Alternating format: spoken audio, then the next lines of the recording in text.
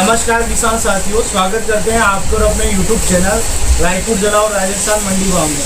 अब आपको इस चैनल के अंदर किसान से संबंधित जो भी खरपतवार नाशी, इंसेक्टिसाइड, उनके बारे में भी जानकारी देखने को मिल पाएगी।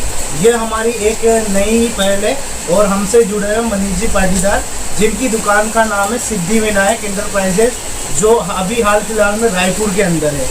यदि आप इसी प्रकार से कुछ भी समस्या आती है आपको खरपतवार से संबंधित या इंसेक्ट से संबंधित, तो आप हमें हमारे चैनल पर कमेंट करें और हम कुछ एक प्रश्न मनीष जी से करेंगे ताकि आपको अच्छी सलाह और सही जानकारी मिले फसल से संबंधित। और सबसे पहले तो मैं आपका धन्यवाद करना चाहता हूँ कि आप मुझे प्लेटफॉर्म पर लाए और मेरे माध्यम से ठीक हो सकता है, जो उनको अच्छी जानकारी तुरंत मिल सकती है। हम भी धन्यवाद करते हैं आपका, आप हमारे चैनल पर है। और सबसे पहले हमारा प्रश्न ये रहने वाला है कि अभी खरीफ का सीजन चल रहा है और बारिश हो चुकी है। बहुत सारे किसान भाइयों ने सोयाबीन की फसल जो बो दी है, जैसा कि आपने भी बो दी होगी किसान साथियों। यदि आपने सोयाबीन बोई है तो कौन सी वैरायटी आपने लगाई है और कब सोइंग की है, कृपया आप कमेंट करें हमारे चैनल पर। चलिए अब बात करते हैं कि यदि आपने सोयाबीन बो दी है तो किस प्रकार से बुआई करनी है और खरपतवार के लिए कौन कौन सी दवाई या साल्ट का उपयोग हम कर सकते हैं, कृपया आप थोड़ा बताइए किसान।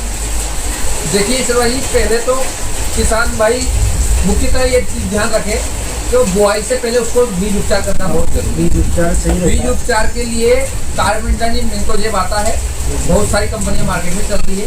उसी के साथ एक बाविस्टीन नाम से आता है जो 50% कार्बेंडाजिम आता है।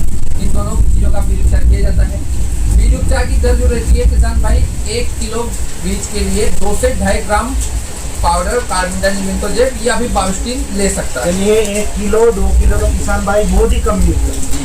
आप क्विंटल या 50 किलो के हिसाब से थोड़ी तो 1 कुंटल का 250 ग्राम हो रहा है। 200 से 250 ग्राम पाउडर को 1 कुंटल बीज में बराबर समान रूप से मिलाकर और बीज उपचार करें। और बहुत सी बार देखा है हमने किसान भाइयों का कि वो सीड्रिल के अंदर ही बीज उपचार कर देते हैं, तो क्या वो सही है या फिर अलग से करना है? नहीं, अलग से करो तो अच्छी बात है, वो तरीका थोड़ा गलत है। गलत तो क्या है, उसमें लोग किसान क्या करता है कि फास्ट काम करने की वजह से टाइम बच जाएगा, उसके लिए करता है। बाकी अदरवाइज तो उसको आप जमीन पे फैलाओ सारे बीज को और उसमें थोड़ा से पानी के छींटे डालकर पानी की और उसको मिला के और उसको ताकि उसका पूरा प्रॉपर पाउडर पूरा काम आ जाए। बुआई से कितने टाइम पहले अपन बीज उपचार करते हैं? तो बीज उपचार आप बुआई से 15 से 20 दिन पहले से कर सकते हैं। पहले से या फिर 2 दिन पहले 4 दिन पहले कभी भी कर सकता है, जैसे किसान की सहूलियत हो।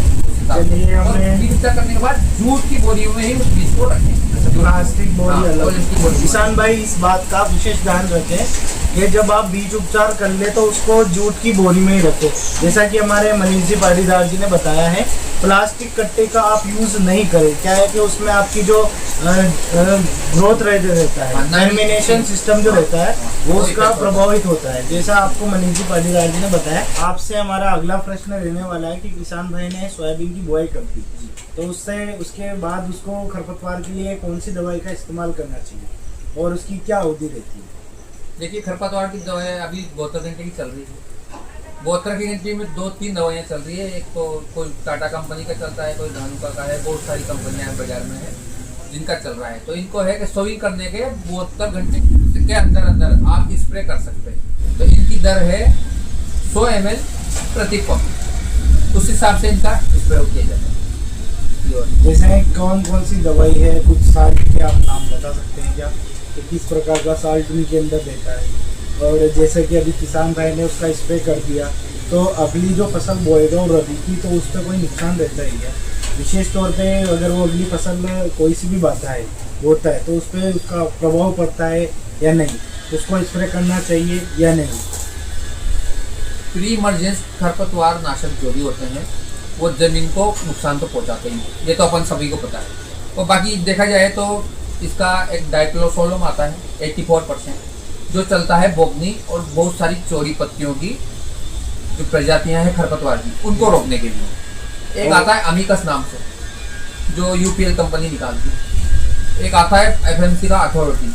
ये 3-4 है प्रोडक्ट जो 72 घंटा के अंदर अंदर स्प्रे किए जाते हैं, जो खरपतवारों का नियंत्रण करते हैं कुछ हद तक। पूरा हद पूरा नहीं कर पाते हैं, पर ठीक है 70-80% काम हो जाता है पानी। और रबी में किन किन फसलों पर इस दवाई का ज्यादा प्रभाव रहता है? रबी की फसलों में मुख्यतः सरसों और एक जो वो अपन बोलते हैं ये अफीम, जैसा आपने हमें बताया था, अफीम की फसल पर भी किसान साथियों दोनों इसका प्रभाव रहता है। जो अपन 72 घंटे जो भी बोलते हैं 3 दिन, उसकी जो फसल की दवाई जो आप स्प्रे करते हैं, जैसे कि जिनकी छोटे बीज रहते हैं, सरसों हुआ, अफीम हुआ, इनके जो हमारे मनीषी पाटीदार जी ने बताया, प्याज की बीज भी कभी कभार प्याज के ऊपर भी जो इसका असर आपको देखने को मिल सकता है। और यदि किसान भाई मान लीजिए इन प्री का जो इस्तेमाल करना भूल गया हो, वह 3-4 दिन पहले जो भी करता है उसका भूल गया हो, तो उसके बाद वो फिर किस प्रकार से खरपतवार या उसको रोक सकता है? 3-4 दिन के बाद अगर वो भूल गया हो तो 15 से 20 दिनों के बाद इसमें वापस स्प्रे चल जाते हैं। सोयाबीन में खरपतवार नाशियों के टर्गा सुपर आती है, इसके साथ इमिजा थापर मिला सकते हो आप 10%, और क्लोरोमिलान जो करके आती है क्यूरिन, जो बहुत सारी कंपनियां निकाल रही है, तो उनका मिश्रण करके आप स्प्रे कर सकते हैं। जैसे तो दोनों इमिजा थापर जो होता है 1 लीटर जो है 1 हेक्टेयर लगभग में भरपूर मात्रा से आ जाती है। ये दोनों खरपतवारों पे काम करता है, जैसे चौड़ी पत्ती या सकड़ी पत्ती, ऐसा कुछ? चौड़ी पत्ती के लिए अपन इमिजा थापर प्रयोग में लेते हैं जी। और सकड़ी पत्ती के लिए अपन टर्गा सुपर, एजिल, जो इनमें ट्यूडालोफोप आता है या फिर प्रोपाकोजेलोफोप 10% आता है, इन चीजों का प्रयोग करते हैं।